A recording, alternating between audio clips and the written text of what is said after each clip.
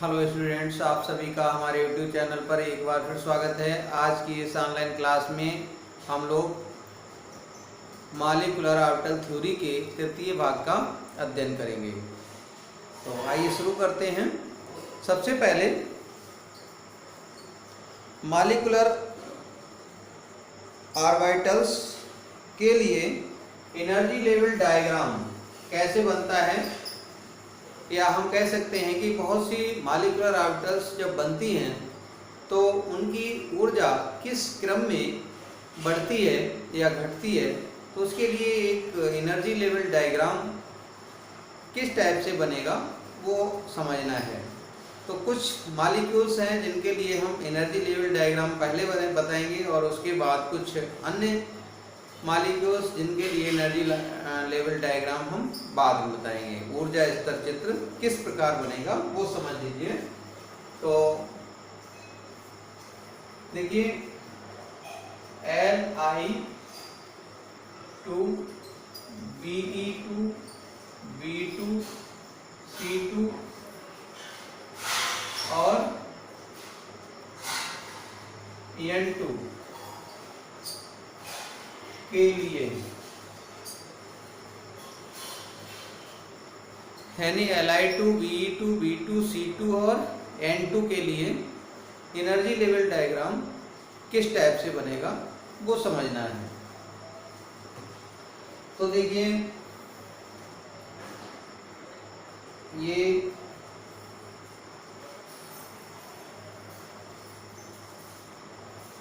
इस टाइप से हम बना सकते हैं।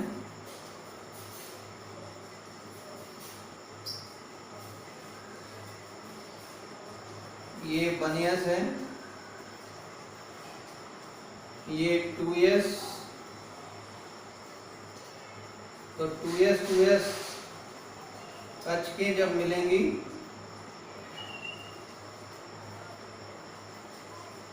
तो इस तरह से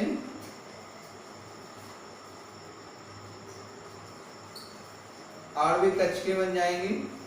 तो देखिए, 1s के मिलने से sigma 1s bonding molecular orbital और sigma 1s anti bonding molecular orbital बन जाती है। 2s के संयोग से sigma 2s bonding molecular orbital बन जाती है और sigma 2s anti bonding molecular orbital बन जाती है।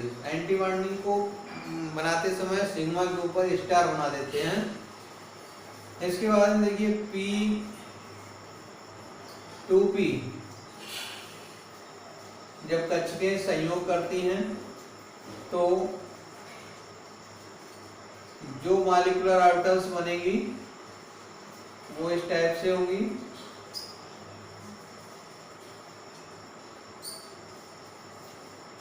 ये इधर से इस टाइप से हम बना सकते हैं।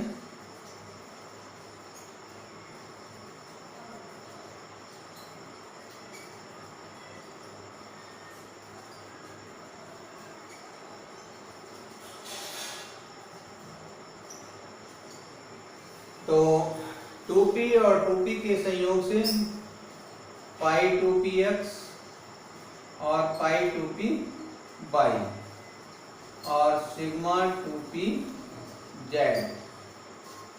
ऐसे ही π स्टार 2px π स्टार 2py और sigma 2p sigma star 2pz। तो सिग्मा स्टार 2pz। अब ये एनर्जी लेवल डायग्राम जो बना है उसमें मॉलिक्यूलर ऑर्बिटल्स की जो एनर्जी है वो कैसे घटेगी बढ़ेगी वो समझ लीजिए। तो sigma 1s is less than sigma anti bonding 1s is less than sigma 2s is less than sigma anti bonding 2s is less than π2px is equal to π2py less than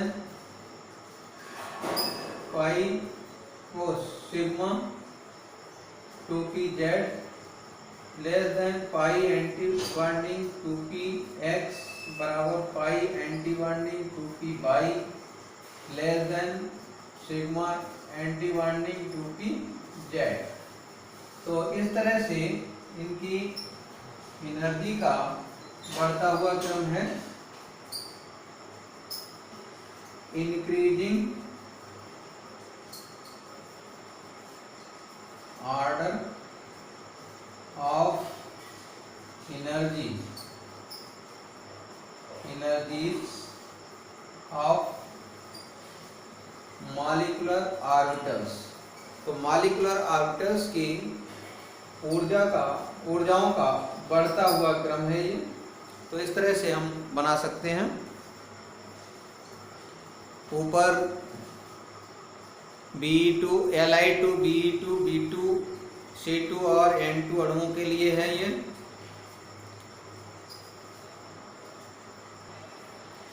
तो इस तरह से इसको समझ सकते हैं। इसके बाद में ये N2 अणुओं के लिए है, अणुओं के लिए। इसके बाद दूसरी टाइप के एनर्जी लेवल डायग्राम किनके लिए हैं वो समझ लीजिए।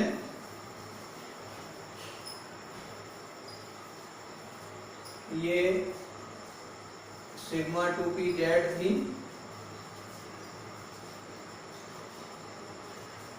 Sigma 2p Z, sigma star 2p Z है। अब देखिए O2 F2 और Ne2 अणुओं के लिए, अणुओं के लिए ये अगली हेडिंग बी है और पहले हेडिंग थी ए। तो उसमें क्या है, थोड़ा सा चेंज होता है। चेंजिंग केवल यहाँ पे होती है। ये पाई 2px और पाई 2py ऊपर बना देते हैं और ये पाई 2p और सिग्मा 2p जेड हो जाती है। ये पाई 2px पाई 2p बाई। तो जहाँ पे ये पाई 2px था और 2p बाई था, वहाँ पे सिग्मा 2p जेड हो जाएगा और जहाँ पे सिग्मा 2p जेड था वहाँ पे पाई 2px बराबर पाई 2p बाई। तो इस तरह से ये इंक्रीजिंग ऑर्डर में लग जाएंगे। अगर O2 F2 और Ne2 अणु हैं तो ये इनका एनर्जी लेवल डायग्राम बन जाएगा। तो एनर्जी लेवल डायग्राम बनाना सीखना इसलिए बहुत ज़रूरी है क्योंकि इससे बॉन्ड ऑर्डर निकालने को आ जाता है। अणु दे दिए जाते हैं और उनका बॉन्ड ऑर्डर निकालने को आता है। तो बॉन्ड ऑर्डर क्या है उसको भी समझ लेना है।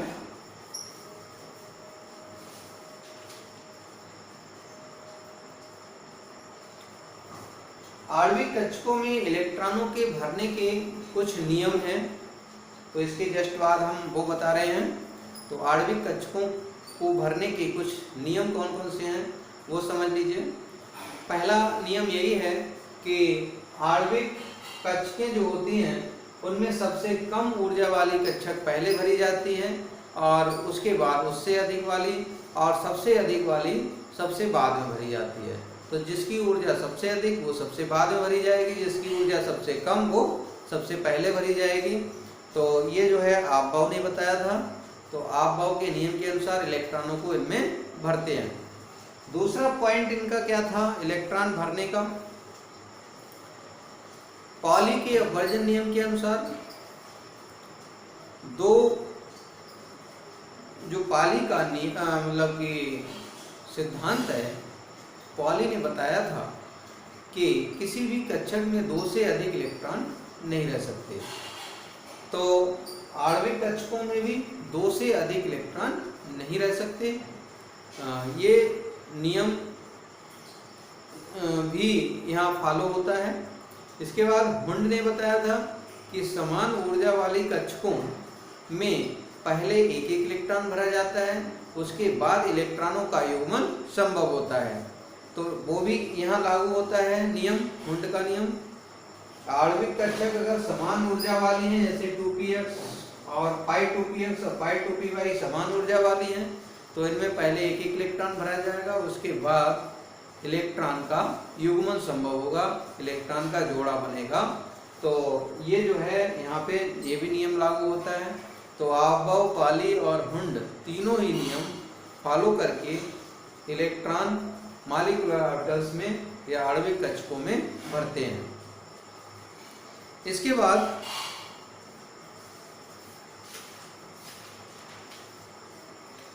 Bond order. तो बॉन्ड ऑर्डर समझ लीजिए क्या है, बॉन्ड ऑर्डर। तो बॉन्ड ऑर्डर क्या है उसको समझ लीजिए। आवंधित और अनावंधित आणविक कक्षकों में उपस्थित कुल इलेक्ट्रॉनों की संख्याओं के अंतर के आधे को बॉन्ड ऑर्डर कहते हैं। यदि आवंधित आणविक कक्षकों में इलेक्ट्रॉनों की कुल संख्या Nb है, Nb, और अनावंधित आणविक कक्षकों में इलेक्ट्रॉनों की संख्या Na है, तो इनका अंतर का आधा क्या कहलाएगा, बॉन्ड ऑर्डर। तो बॉन्ड ऑर्डर ये हो जाएगा, बॉन्ड ऑर्डर बराबर Nb माइनस Na/2। तो बंध क्रम या bond order Nb minus Na/2 हो जाएगा।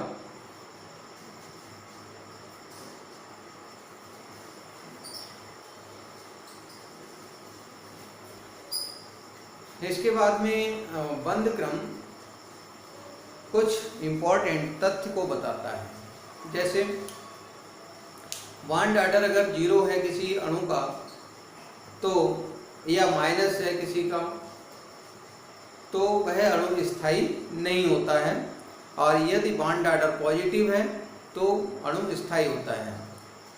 दूसरा पॉइंट ये है कि अणु का स्थायित्व बॉन्ड डिसोसिएशन एनर्जी पर निर्भर करता है या बंध अपघटन ऊर्जा पर निर्भर करता है। बंध अपघटन ऊर्जा जितनी अधिक होती है, अणु का स्थायित्व उतना अधिक होता है। बंध अपघटन ऊर्जा जितनी कम होती है, अणु उतना ही कम स्थायी होता है। बॉन्ड डिसोसिएशन एनर्जी सीधे समानुपाती होती है बॉन्ड ऑर्डर के। बॉन्ड ऑर्डर जितना अधिक, बॉन्ड डिसोसिएशन एनर्जी उतनी अधिक। बॉन्ड ऑर्डर जितना कम, बॉन्ड डिसोसिएशन एनर्जी उतनी ही कम। अर्थात बॉन्ड ऑर्डर जितना अधिक होगा, अणु उतना ही अधिक स्थायी होगा। बॉन्ड ऑर्डर जितना कम होगा, उतना ही कम अणु स्थायी होगा। दूसरे, बॉन्ड ऑर्डर बॉन्ड लेंथ पर डिपेंड करता है। बॉन्ड ऑर्डर बॉन्ड लेंथ के व्युत्क्रमानुपाती होता है। बॉन्ड ऑर्डर जितना अधिक होगा, बॉन्ड लेंथ उतनी कम होगी, और बॉन्ड ऑर्डर जितना कम होगा, बॉन्ड लेंथ उतनी ही अधिक होगी। तो ये कुछ तथ्य हैं जो बॉन्ड ऑर्डर से रिलेटेड हैं और एग्जाम में पूछे जा सकते हैं कोई छोटा सा क्वेश्चन बना के।